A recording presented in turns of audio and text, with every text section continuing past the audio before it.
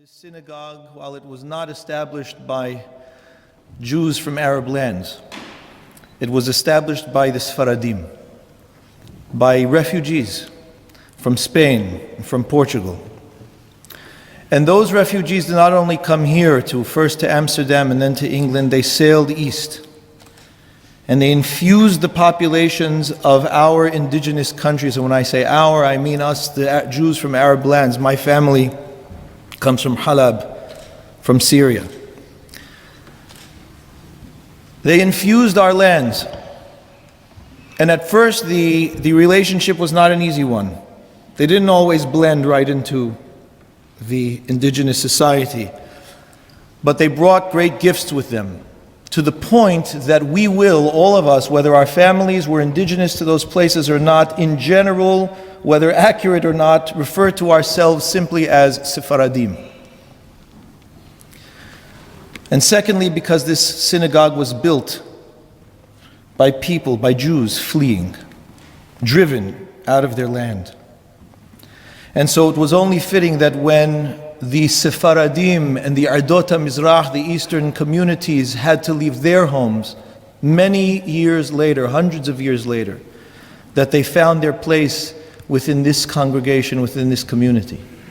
Jews from Iraq, Iran, Lebanon, Egypt, Morocco, all over the Middle East and North Africa.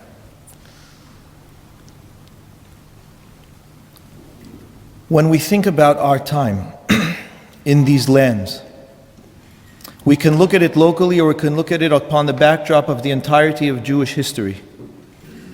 A span of 3,000 years. And perhaps it's worth doing so at times. To be able to recognize that on a certain level, the Jewish people hold the repository of the world's memory. And that we, from the lands that we come from, whether it is Syria or Egypt or Lebanon or wherever it may be, there are things that we drew from those communities, from those countries, that on a certain level do not exist in those countries anymore, but exist with us. We perhaps, it could be said, are the only people that have lost our place in history or lost the wars in history and have maintained a running history. We write our own history. Otherwise, it's the winners that write the history, is it not? But we have kept our running history. And so within us there is a repository. And it lives inside of us, inside of our families, inside of our food. We have good food. Good food. Inside of our music. Inside of our relationships with each other and how it is that we relate to the world.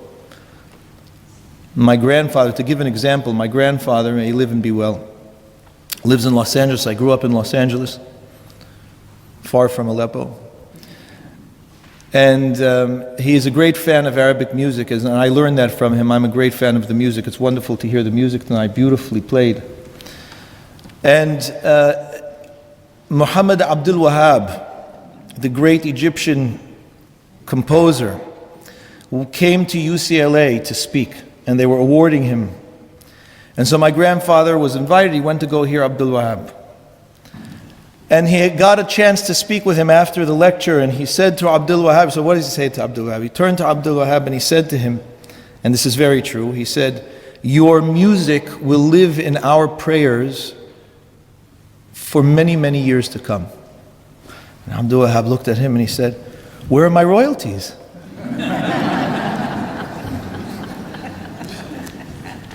But it is true. It is true.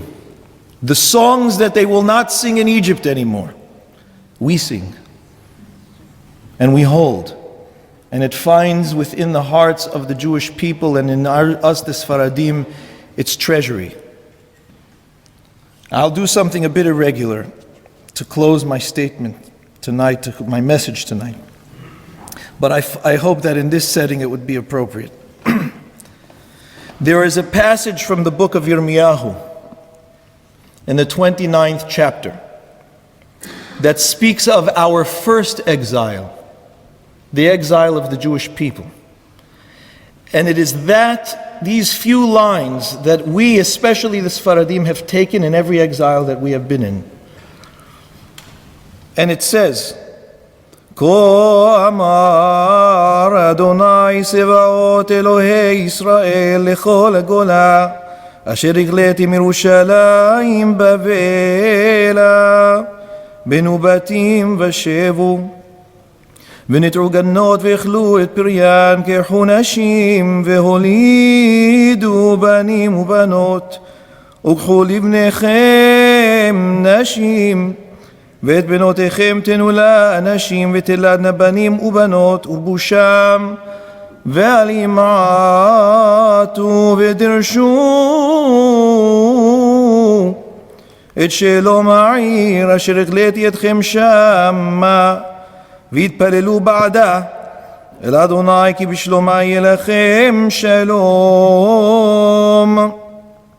Thus says the Lord of hosts, the God of Israel, to all that were carried away captives, whom I caused to be carried away from Yerushalayim to Bavel, build houses in Bavel, dwell in them, plant gardens, eat the fruit, multiply, be not diminished.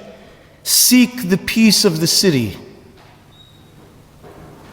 because in the city's success, you shall find success and peace.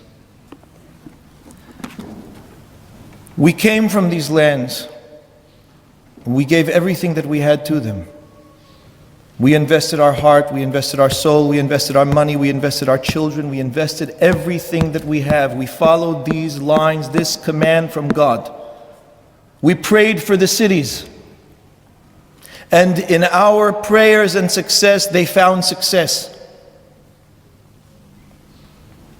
And while we are no longer there, as Lynn said, it is fitting that the repository of that history should not only live in our hearts, but it should live in history itself and in the consciousness of the world. And that's what this evening is about, and what this day should commemorate. And so I want to thank Lynn and Harif, and I want to thank you very much for having it here, for looking to have it at Bevis Mark, so appropriate to have it here. And may indeed the world recognize, and may indeed we be able to hold our heads high as we do tonight, and to be able to show the world and teach the world about the beauty of our history and about what ultimately is just and right for us and for the world. Thank you.